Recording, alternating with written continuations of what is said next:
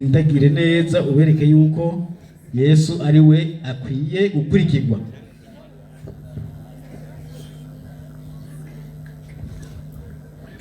Haleluya wa Kristo. Abisilamu amahoro n'imigisha bibabeko. Barase kwemera. Hanyuma dufite ikigwa kivuga giti hagati ya Yesu na Muhamadi twokurikira nde. Uwigisha ku ruhande rw'abakristo yaciye hano yabuze byinshi, uri n'amatwi yo kumva yumvise, ariko ntaragira icyo nigishije. Reka manze shimire urya mushehe kubera yuko yamaze kurangiza ikigwa. Yavuze ati hagati y'abo bantu babiri canke y'abo bami babiri bakurikirwa, umwe Yesu uwundi Muhamadi, atumwe nuwo mu ruvyaro rweranda, uwundi nawe nuwo mu ruvyaro rw'abapagani. Ese nimwabyumvise? Amemaliza. None uwo mu ruvyaro rw'aberanda nuwo mu ruvyaro rw'abapagani wewe wokurikira nde? Ufi ubwenge bukiri mu gitereko cyabwo bukora neza. Yahejeje. Muhamadi rero nuwo mu ruvyaro rw'abapagani. Uwo rero azoja hehe? Mu muriro. Kuvayo 20:3. Soma. Kuvayo 20:3. 20:3. Nyarutse umwaya sanje. Haranditse ngo hepfo 20:3. Ntukagire izindi mana umbangikanya. Hepfo avuga ngo mpora abana biga bitege bya basoma. Aho nyine mu burongo. Ntuzu byikubita imbere. Ntuzu bisabe. Kuko je uhora Imana yawe. Ndi Imana ifuha. Mpora abana. Ibiga bitanyo bya base. Garukiraho. Ko Muhamadi basa wiwe arabapagani, arabo mu ruvyaro ruhumanye, n'ivyo vyaha vya basa azogira gute? Azobihogwa. Mpora abana ibiga bitanyo vya base. Ati Yesu we no mu ruvyaro rweranda, Muhamadi no mu ruvyaro ruhumanye. Niyo mpamvu Muhamadi rero atari wo gukurikirwa kubera yuko no mu ruvyaro ruhumanye. Imana yacu habwa icyubahiro. Amen. Rero kumukurikira no gufata kagozi ugashira hehe mwizosi, ico bitakwigereza ko canke kwiyahura. Muhamadi rero ntazoja hehe ico. Subira muri ya Qur'ani 39:30 usome n'umurongo wa 31 nyarutsa. Qur'ani 39 umurongo wa 31 nyarutsa. Haranditse ngo wiki kwa yakini wewe, ati kubw'ivyo rero Muhamadi kuko wavutse mu ruvyaro ruhumanye, wewe Muhamadi utakufa, uzopfa, na wayo pia watakufa, n'abagukurikiye bazogira gute? Bazopfa. Soma. Kisha hama bila shaka atagukekeranya mutashitakiana siku ya kiyama, muzoregana ku munsi w'umuhero mbere ya mura wenu, imbere y'Imana yanyu. Basi Muhamadi rero n'abamukurikiye kuko bose bavutse mu ruvyaro ruhumanye, ngo ku munsi w'umuhero bazoregana imbere y'iki? Imana. 2:4-5 Matayo. Soma. Ni bande bazoja aho hantu bazojyana ku munsi w'umuhero? Soma twumve. Matayo 2:1 2:4 5:1. Soma. 2:4-5:1. Haranditse ngo wiki 2:4-5:1. Soma. Haranditse ngo azomucamwo kubiri. Muhamadi rero kubera yuko nawe yavutse mu ruvyaro rwagize gute? Rw'abahumanye. Azomucamwo kubiri, amusangize umugabane wiwe n'indyarya. Soma. Niho hazoba amarira. Aho hantu niho hazoba amarira no kuryanisha z'amenyo. Isya ziki? Z'amenyo. Wewe Muhamadi uzopfa, n'abagukurikiye bazopfa. Hama mwebwe wewe Muhamadi n'abayisilamu bagukurikiye muzoca mugwana muregana imbere y'Imana, aho babuze ngo naho kuryanisha isya ziki? Z'amenyo. Aho ni muri wa hehe wa Gehenomu. Ariko abakurikiye Yesu bimeze gute? Reka tubaze Qur'ani 3:55. Soma. 3:55. 3:55 haranditse ngo. Soma. 55. pale Mwenyezi Mungu aliposema, igihe Imana yavuga iti, ewe Isa, yewe Yesu, mimi nitakufisha, nzokwica wowe Yesu, na nitakunyanyua kwangu, nzoguterura ndakuzana iwanje mwijuru, na nitakutakasa, nzokweza na wale waliokufuru, ndagutandukanya na babandi barogota, na nitawaweka wale waliokufuata, kandi wowe Yesu nzoshira hejuru babandi bagukurikiye, juu ya wale waliokufuru, hejuru ya babandi bagize gute barogota, twende mpaka siku ya kiyama, kugeza ku munsi w'iki w'umuhero. Kumbe Yesu abamukurikiye azoja mwijuru, nabo bajanwe hehe mwijuru. Imana batandukanye na bamwe bagira gute barogota. Yesu Qur'ani bivuze ati abizeye Yesu nibo bazojanwa hehe mwijuru. Pale Mwenyezi Mungu aliposema, ewe Isa, nitakufisha, nitakutakasa na wale walio kufuru, basi wale walio kufuata nitawanyanyua kwangu niwapeleke juu mbinguni mpaka siku ya kiyama. Haleluya, amen. None wewe mzukuri umva wakurikira Muhammad cyayo kurikira nde Yesu. 12:2 Abaheburayo, soma Abaheburayo 12:2 haranditse ngo 12:2 dutumbereye Yesu wenyene, n'abantu mwe muze dutumbere Yesu wenyene, niwe nyanduruko yo kwizera kwacu, kubera Yesu niwe nyanduruko yo kwizera kwacu, kandi niwe yagusozereye, niwe yagize gute yagusozereye. 11:2 Matayo 2:8 kugeza ku 2:8 Yesu avuga gute? 11 Matayo 2:8 umuhamagaro wa Yesu rero haranditse ngo byose 11 Matayo 2:8 byose nabihawe na data, byose nabihawe na data. 2:8 nimuze kuri jewe mwese. Umviriza baba Abayisilamu, baba Abakristo, Yesu arabahamagara ati mwese nimuze kuri nde? Kuri jewe. Abananiwe n'abaremerewe ndabaruhura. Bandanya. Mwikoreze ingata yanje, munyigireko kuko ndumugwaneza, niyoroheje mu mutima, namwe muzoronka uburuhukiro bw'imitima yanyu. Basi Yesu avuga ati ngo kuri jewe Yesu abananiwe n'abaremerewe, kubera yuko tumenye ngo dutumbere Yesu wenyene. Ariko none Muhammad we bizogenda gute? Babisomeye kare muri Qur'ani, subimwe muri Qur'ani ya Mayunga 703.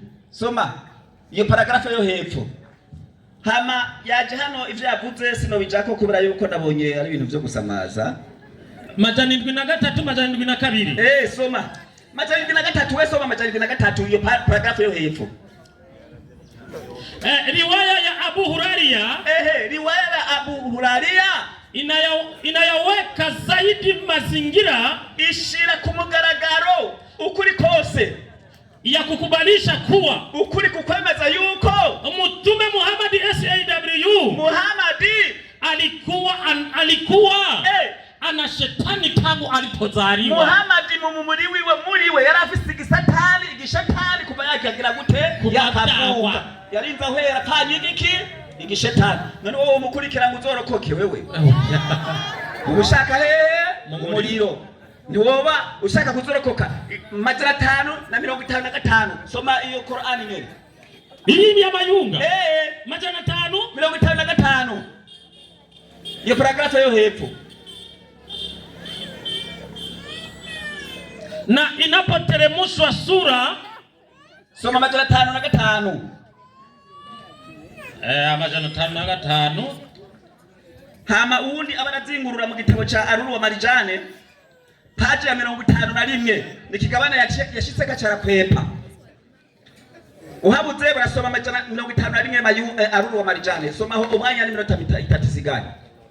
Somaho umucamanza w'ijuru ni umucamanza ninde aziza gucira abantu bose urubanza. Soma twumve.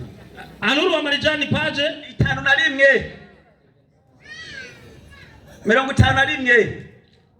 paje Aruru wa Marijane. Soma. Na hashitse mwari. Soma. 51 haranditse ngo wiki hadithi ya Abu Huraira, ati umugani wa Abu Huraira amesema mtume wa Allah SAW amesema napa ndarahiye kwa ambaye nafsi yangu kururia ubushaha wanje iko mikononi mwake, uri mu biganza vyanje, karibu atateremuka kati yenu mwana wa Mariamu. Bantu hagarare Muhammad yavuze uwo Abu Huraira yavuze ngo Muhammad yarahiye aravuga ati ndarahiye jewe Muhammad kururia umushaha wanje uri mu biganza vyiwe, ati n'abasundi ni Yesu mwana wande wa Maria. Bantu hagarare nimba Muhammad yavuze yuko umushaha wiwe uri mu biganza vya Yesu, turi kumwe wewe kurikirane Yesu niwe imishaha yose iri mu biganza vyiwe, manuka atahukumu kwa udhirifu, kubera yuko agiye kuzoca urubanza mu bugororotsi, atavunja misaraba, acamenagura imisaraba, kumbere atwari karazura babandi bari ku mpanda bashizwe ku misaraba, twende ataua nguruwe, yica n'ingurube kubera yuko kirazira kugiki ingurube, twende na ataondoa kodi, acakuraho amakori kubera yuko amakori ararembeje abantu, twende na mali kandi ubutunzi zitakuwa nyingi mutacamwa bwishi kugeza hakuna atayeipokea, hamata umuntu akigira gute ashirwa arabyegeranya kubera yuko Yesu azoba yaje gukura ibibi byose. None wewe kurikira Muhammad atazokwandika ibintu kinga ho namwe nagowe, twavuze ngo aragize gute aragowe. 12:8 marizi yapo 2:8 iyo Qur'ani iyo tafsiri sare farisi 2:8 haranditse ngo wiki 1:8 2:8 maelezo haraka maelezo ndio inasema hivi Waislamu walikuwa wakati wengine soma haraka chana somi hiyo muzi ulevi ulikuwa 208 maelezo 2:8 Qur'an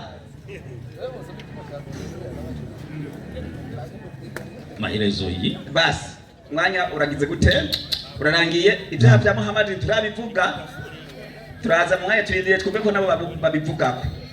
Haleluya Kristo, haleluya. Mwanya tufise mutoyi mwenyekiti hagurutse umwarimu afate ikinga ayongereko minota 15. Ego nta gucereza umwanya, shikana mikoro hariya kugira ngo tugende n'umwanya.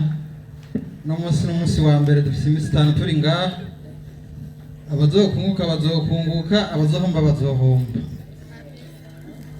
Nuko iminota 15 irarangiye ku ruhande rw'abakristo. Ubu naho rero reka dukurikize indi minota 15 ku ruhande rw'abasilamu. Sheikh Idrissa Haji Idrissa, karibu iminota 15 wigishe. Naam, assalamu alaykum wa rahmatullahi wa barakatuh. Wa alaykum assalam wa rahmatullahi wa barakatuh. Reka manze shimira abari mu bose bavuye ngaha. Jewe arangibaye cyane. Ngo Muhammad we yari n'ibyaha. Ngo mbere ngo acara bagwa nyabyaha bivanwamwe. Nagira nagusigurire muvandimwe kiretse uwasabira igisabisho n'umuvyeyi. Nico gituma ariko ndabwira n'abantu bose bari hano, abavyeyi bafise igisabisho gikomeye ku bana babo. Burya niwasabira igisabisho umwana wawe, Imana inacakira n'ingoga. Ni naco gisabisho umuvyeyi wa Mariya yasavye kugira ngo n'uruvyaro rwa Mariya hazoboneka abana batagogwa na shitani. Nigisabisho namwe yabwari mwibaruka murasabira ibisabisha abana bayo kugira bazokura ari abana beza. Twebwe muri Islamu turaze agaciro k'isabisho c'umuvyeyi ku mwana wiwe, niko byagenze no kuri Yesu. Sawa bena Yesu kabisa n'umuryango wiwe kweli. Kuri ubwo rero inuma y'Imana Muhammad sallallahu alayhi wa sallama yavukiye mu muryango w'abantu batemera Imana, ari nabyo byamutumye ayanga ibigirwamana byabo gushika Gaburiyeli araza amutegeka byose kubimenagura. si sawa? None se wa Aburahamu ntiyabazi bigirwamana? Bisigura ko Aburahamu atari intumwa y'Imana.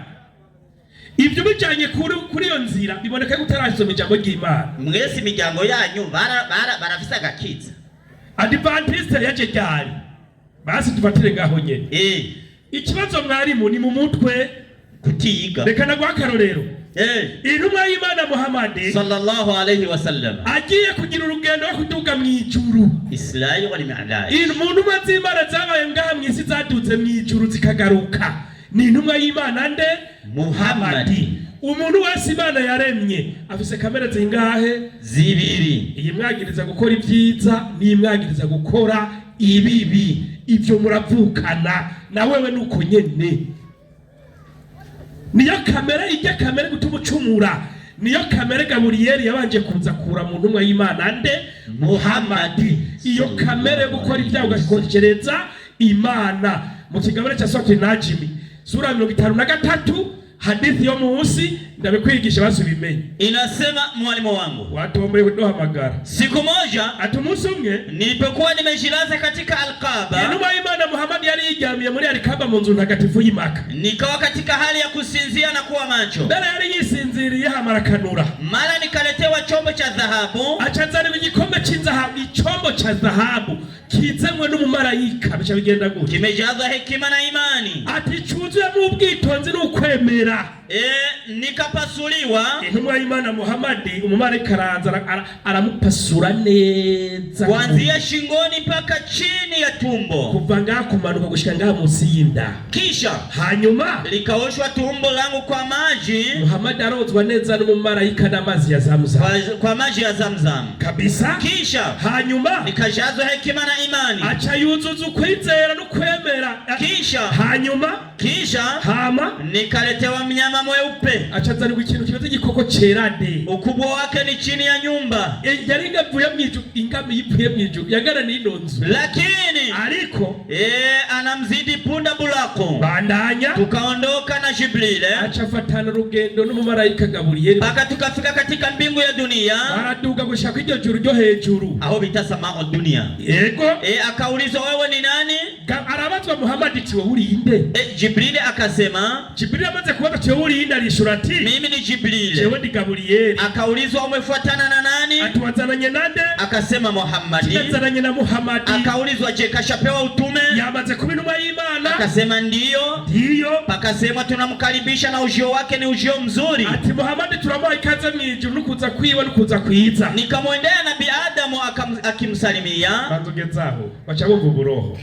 Muhammad yaraduze ku majuru yose ingena panze naho yasanze Yesu yicaye ari kumwe na Yohana. Ari kumwe na Muhammad. Salamu alaykum. Wa alaykum assalam. Nico gituma nakubwira ati nta bifu bari bafitaniye, barabajama bose barabajama, zari intumwa z'Imana. Intumwa y'Imana Muhammad niyo ntumwa yonyene yaduze mw'ijuru izituzaniye amasengesho 5 dusenga ku munsi. Ukende kubisoma gendo bandanye birabandanye. Ino hadithi wiga hadi munsi hajanye muri sura Najm kigabane cha 53. Aho rero Muhammad amaze kuduga mw'ijuru ndio yabanje gukurwamo bijya kamere y'ivyaha. Aca bamwera nda. Ariko namwe ngo twagiye kwa Yesu nta byatubwira murabesha. Yohana 8:21. Yohana 8:21. Komeza. Nibwo Yesu arababwira ati. Yesu arababwira ati. Yesu arababwira ati. Nuko. Yongera kubabwira. Yesu yongera kubabwira ati. Bavuze yongera barasubiye mu kubera ari intumva. Yamba babwira ni bumva. Yongera kubabwira ati je bandi mukuhava. Je ndi mukuhava. Namwe muzondondera. Namwe muzondondera. Kandi muzopfira mu vyaha vyanyu. Ibyo kugira ngo ntavyo ugira uzobipfira mwo biguhame. Basha. Kuturabeshera Yesu ngo arabitwaye. Muzobipfira. Wowe ugenda usambana uryohe ngo Yesu akubita. Ugenda wiba urya iby'abandi ngo Yesu azohana. Biraguhama. Muzobipfiramwo. Yesu yarabizi kabisa. Acaragenda mwarimu. Naam. Ngo twe turi njyajya. Abirabisha kuri twebwe.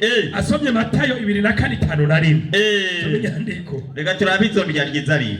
Dusome iyo yasomye. Yabanje gusoma Korani 3:9-30 kugeza 3:1 ngo twebwe abayisilamu ku munsi w'imperuka ngo tuzoba turiko turaryana ngo kandi tuzoba turi njyajya. Urumva? Achaza kwerekana izo njyajya zizojyana izari. 2:5 niwe yasomye cujaho nyene. 24:51 Matayo. Yego nyarutsa. Inyandiko iragira iti. Gira gwiki. Ayumvirize neza. Azomucamo kabikubiri.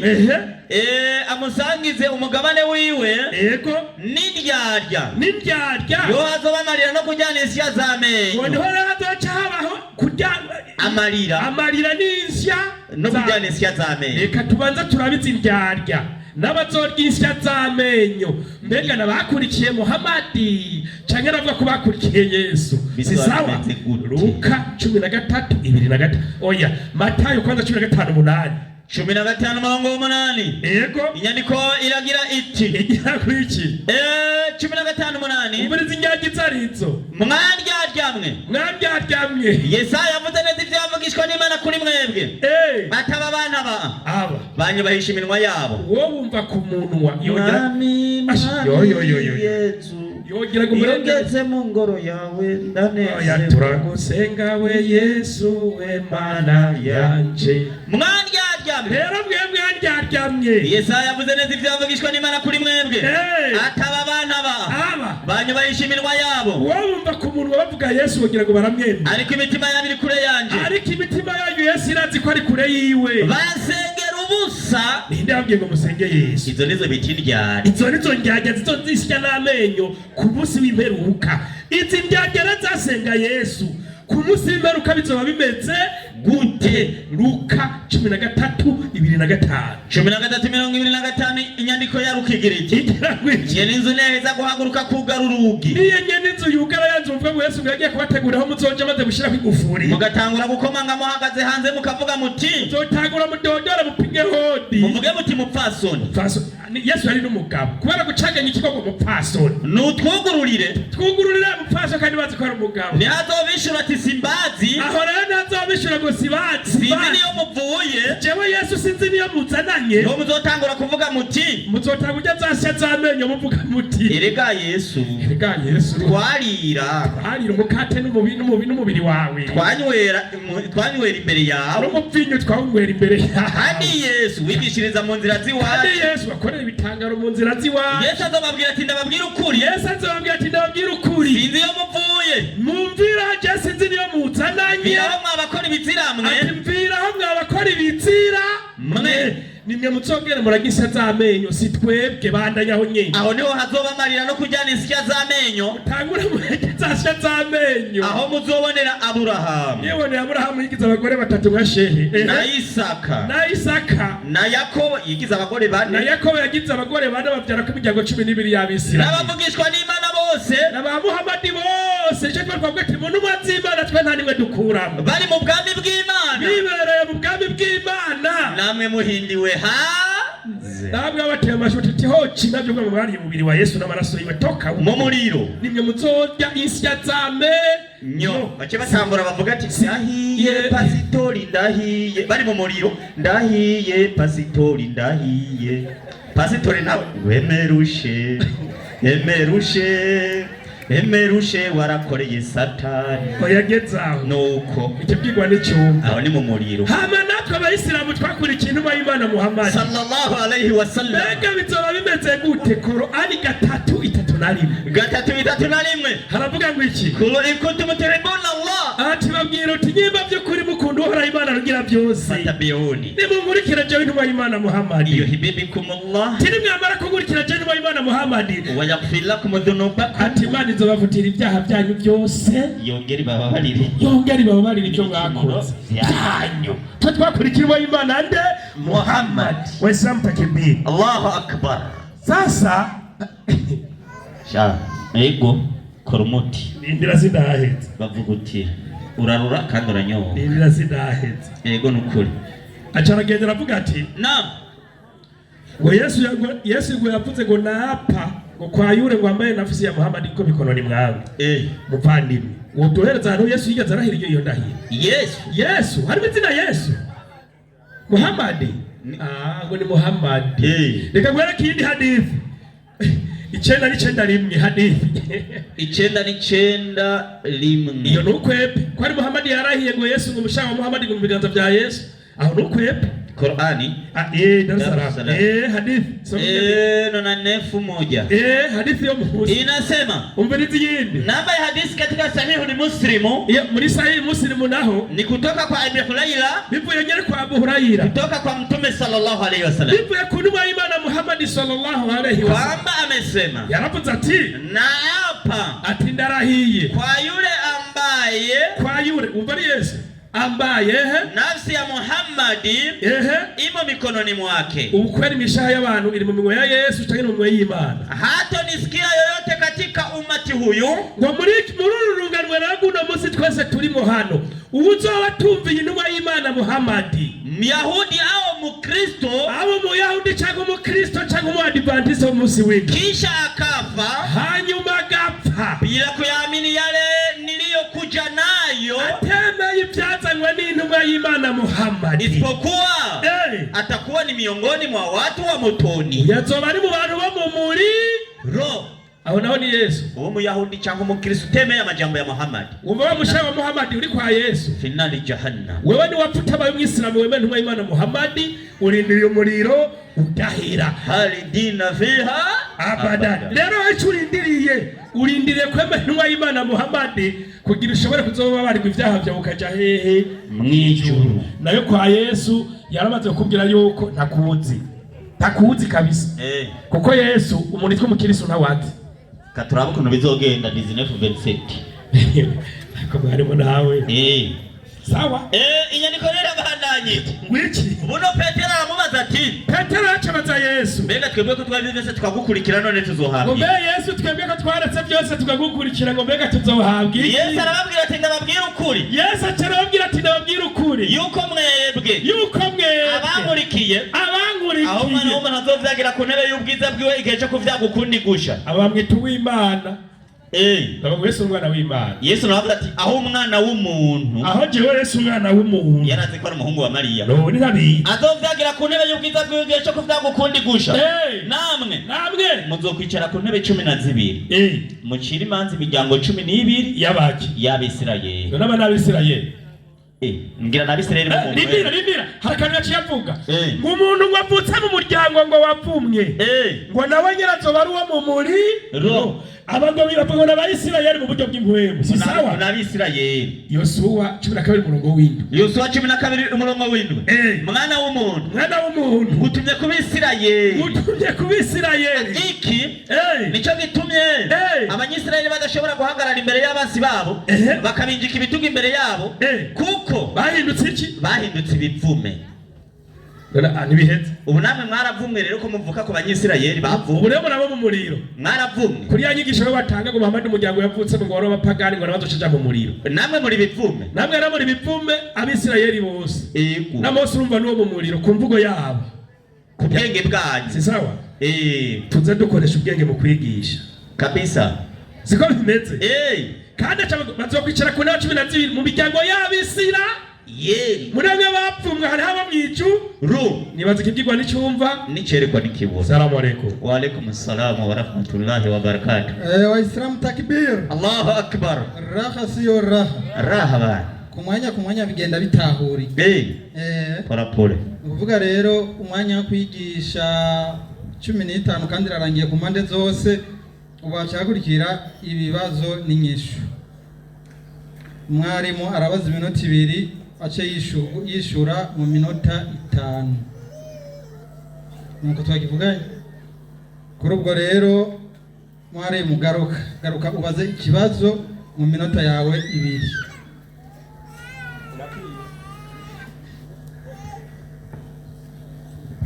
Aba batubwira yuko hagati ya Muhammad na Yesu nindazojana abantu ninde twokurikira hagati ya Muhammad na Yesu. Aba batwemeje ko bakurikira Yesu. Umureze ikibazo canje Matayo 10:5. Matayo 10 umurongo wa 5. Yego. Inyandikira gira iti abo 12 Yesu arabatuma. Abo 12 Yesu arabatuma. Ababarira ati nimuze mujyane inzira ije mu banyamahanga cyangwa mu bisagara by'Abasamariya. Yego. Ariko mujye mu ntama zazimiye zo mu muryango wa Isirayeli. Birumvikana. Inyandikira umvikana. Mujye mu ntama zazimiye zo mu muryango wa Isirayeli. Yeri. Si sawa?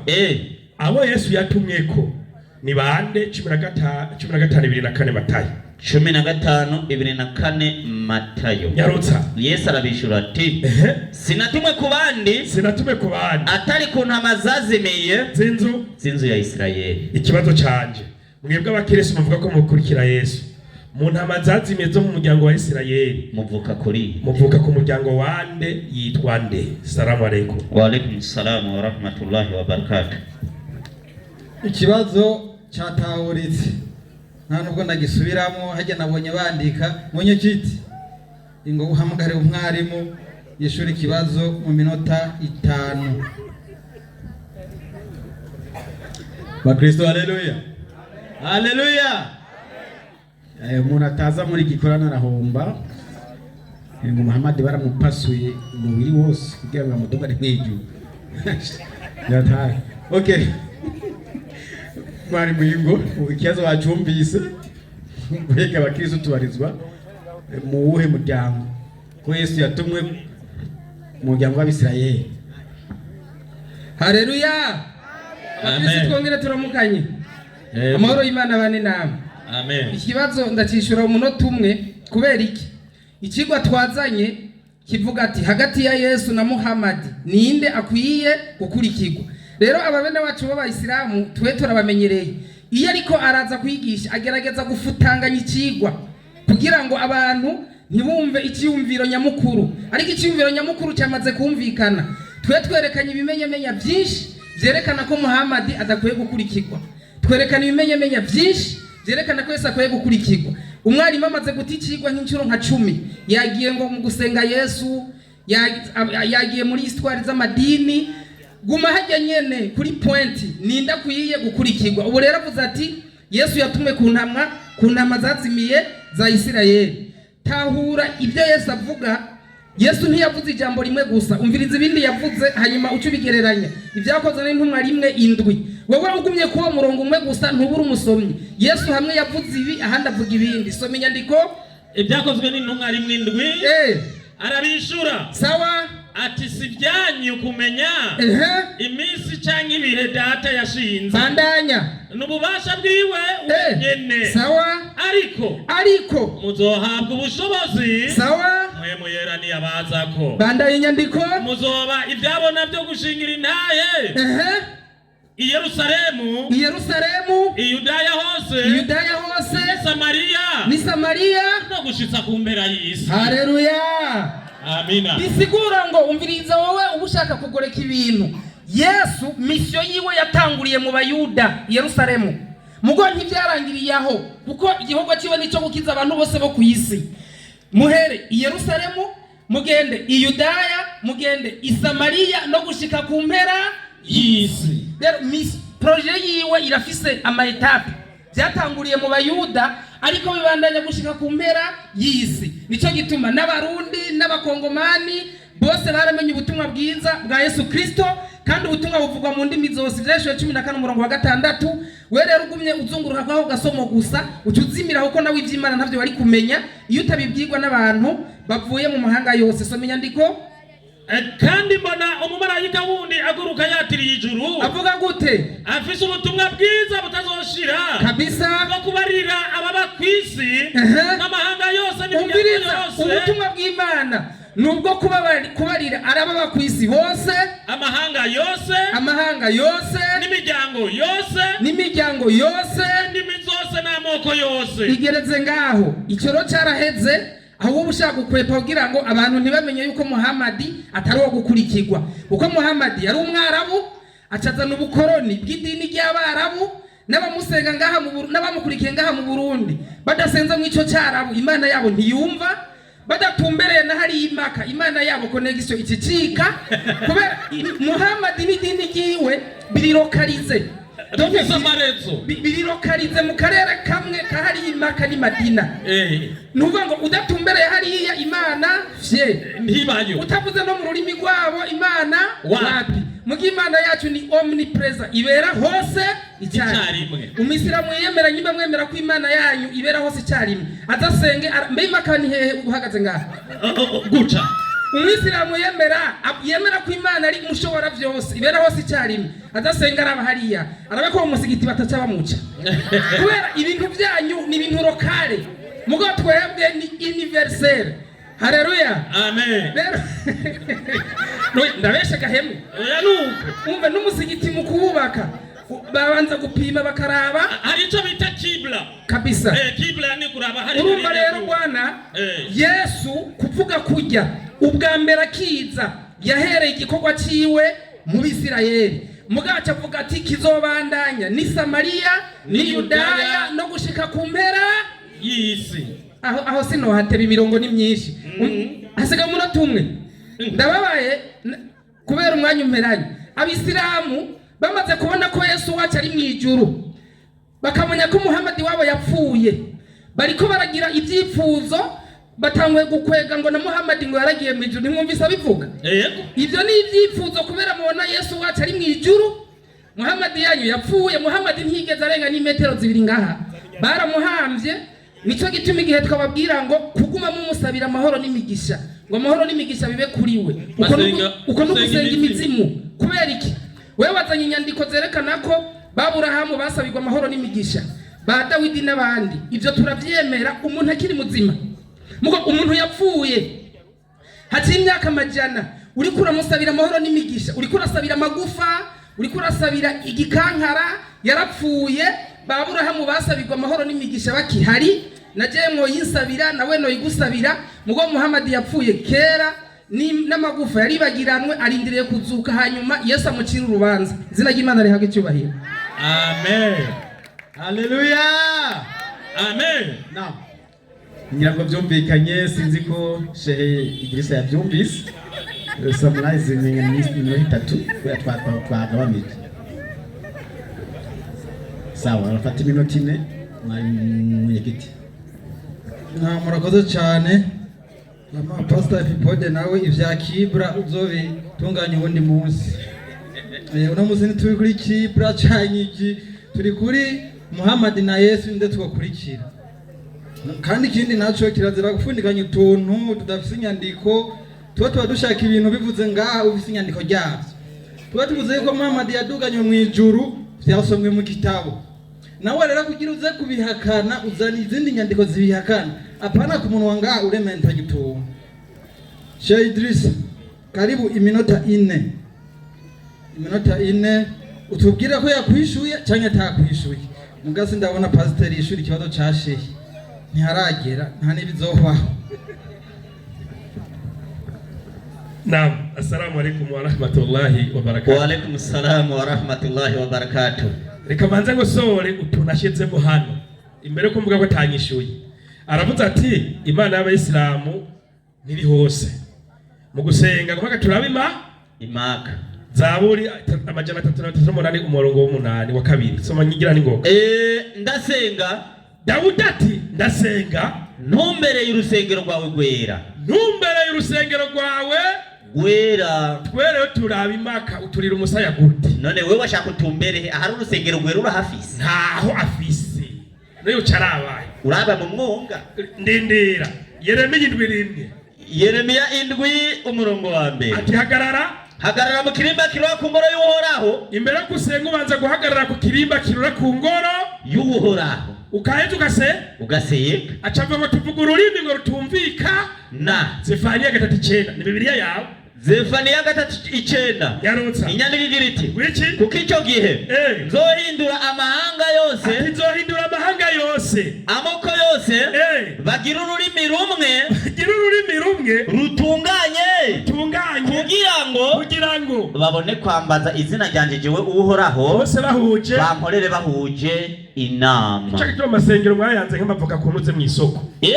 Abantu bahutse ururimi. Ugiye mu bushingo n'umurundi nusenga. Mukajengiye mu bushingo Allahu Akbar.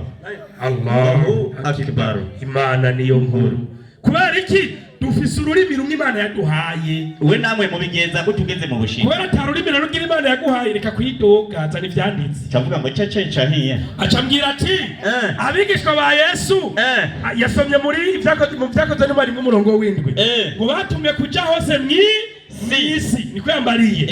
Gende Yakobo 1:1. Uza ari bande babwiga ubutumwa. abandi bantu bo mw'isi bari abayuda gusa. Inyandiko igira iti soma inyandiko. Yakobo umugorano w'Imana. Yakobo umugorano w'Imana. N'umwami Yesu Kristo. Ndabandikiye abo mu miryango 12 y'abasabagiye.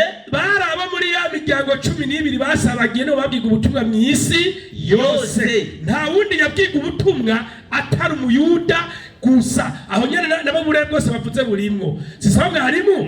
Tugere mu cyakozwe ni no mu 8:4. Hagira ati wiki ariko abasabagiye bagendagenda bavuga ijambo ry'Imana. Bari babandi bo mu miryango 12 y'Abisirayeli nibo bagenda babivuga ijambo ry'Imana. Barekaribwira abayahudi basabagiye mu bindi bihugu atawundi muntu numwe babwira ubutumwa. Nico gituma ijuru Yesu yateguye mwebwe abarundi ni murimwo, kuko nta ntebe y'13 irimwo 2:9 ivyashiriwe wawe. Kaduhere umurongo w'10. Era 10. Anjana ku musozi munini muremure ndi muri muhemo.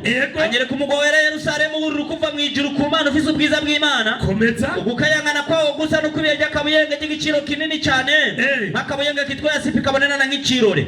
Uziguzwe n'urugo runini rurerure rufise ibirimba 12. Mw'ijuru hanze baro n'urupangu kugira epipode n'abakirisu ntibatonze ngo bagiye kwinjira. No mu birimba hari abamarayika 12. Hari abasiti b'abamarayika bacunze kugira ngo abakirisu bo mu Burundi ntimwinjire. Kandi hari amazina yanditsweko n'amazina ariko nta by'umurundi ririmwo. Niyo y'imigisho gituma kubageti wuvuka mu muryango kwande wawuvutse eka erega ndabitse ko tawuhanje. Nico gituma utishuye abazoja mw'ijuru n'urugo ruriko na portail ziriko n'amazina yanditseko tuno mu muryango wa nakanaka muri ya miryango 12. Ayo mazina igeretsaho nico gituma Yesu yavuze ati muzokwicara ku ntebe 12 mu kirimazi imiryango 12 y'Abisirayeli. Abasigaye bandi bo mw'isi mutemeye intumwa y'Imana Muhammad sallallahu alaihi wasallam. Ni mu muriro wa gihono mu. Assalamu alaikum. Wa alaikum assalam wa rahmatullahi wa barakatuh. Takbir. Allahu akbar. Takbir. Allahu akbar. Ko bigenda bitahurika poraporo woro manye kiti wumvise inyishu niyo. Karibu rero nawe uhamagare umwarimu abaze iminota 2. Naam, wa Kristo haleluya.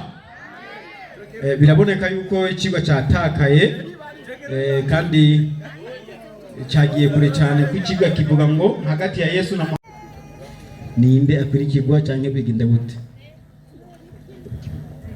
Haleluya wa Kristo. Yesu ashimwe. Nje kubaza ibibazo mu minota 2 nyaruka muri Qur'ani ya Mayunga 773. Soma. Inasema hivi. Asema Abu Huraria yavuze ati amesema mtume kuwa kila mwanadamu anapozaliwa ngo Muhammad yavuze ati buri mukiremwa muntu cyose iyo kivutse shetani huingia katika mbavu zake. Ati shetani achaza kuinjira muri ico kiremwa muntu mu mbavu ziwe kwa vidole vyake akoresheje intoke ziwe. Soma. Isipokuwa Isa bin Maryam, kiretse Yesu wenyene gusa umwana wa Maria alikwenda kumuingia shetani yagiye kugerageza kwinjira muri Yesu, lakini ariko akakuta pazia atasanga kuri Yesu hariko kirazira, hariko irido muri Yesu. Rero shetani yingeze agira gute ashobora kwinjira muri we. Mugabo muri Muhammad yaramuvukanye aragira gute aramupfana ayongera aramupfana. Kibazo kiraza none hagati ya Yesu na Muhammad twokurikira nde? Yesu satani yaragerageje arananirwa, ni Muhammad abivuze.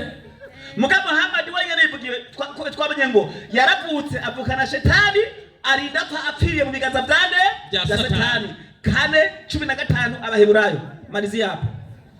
Buraza none tukuriki gute Muhammad shetani yamuvuyemo ngo tugire gute? Abaheburayo bari kumukurikira. Soma 4:15 haranditse ngo kuko umuherezi mukuru dufise atari udashobora kubabarana natwe, udashobora kubabarana natwe mu ntege nke zacu, aho ariko nuwageragejwe uburyo bwose nkatwe, yarageragejwe uburyo bwose nkatwe, yamara we nta cyaha yakoze, nta cyaha yagize gute yakoze. Muhammad twabonye yarakoze ibyaha, yavukanye shetani arinda apfa amugize gute amupfanye. Muga Yesu shetani yaragerageje aragira gute arananirwa. Shetani yavuye muri Muhammad ngo tubone kumukurikira. Assalamu alaikum.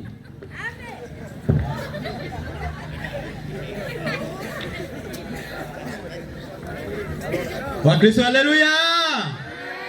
Na mwenyekiti mwenzangu, umfise ikibazo umwigisha wawe naze guca kure. Ni hehe Satani yavuye muri Muhammad kugira ngo tumukurikire? Suko mwarimu ntaje kure agumaho, twe ntitujya kure, ariko abakurikiranye inyigisho z'uno munsi icyo kibazo cyarangiye. Naho nohamagara umwe muri bari abari nyuma, ndazi ko yoza akacishura, cyarangiye. Mugare rero yuko yabajije kandi natwe tugamburuka, reka nsubire ndamuhagurutsa asubira aze abwiye imwe yavuga kare kuko yari yabivuze.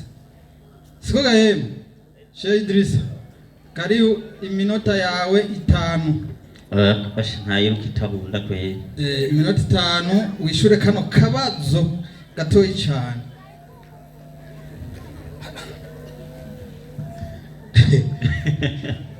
Naam, assalamu alaikum warahmatullahi wabarakatuh. Wa alaikum assalam warahmatullahi wabarakatuh. Hagati ya Yesu na Muhammad twokurikirande. Ati Yesu nta shetani yigeze mukoramo, ahubwo ntazi n'ibyo avuze. Kuko imanye ibyo uvuze ibyo ntwari kubivuga.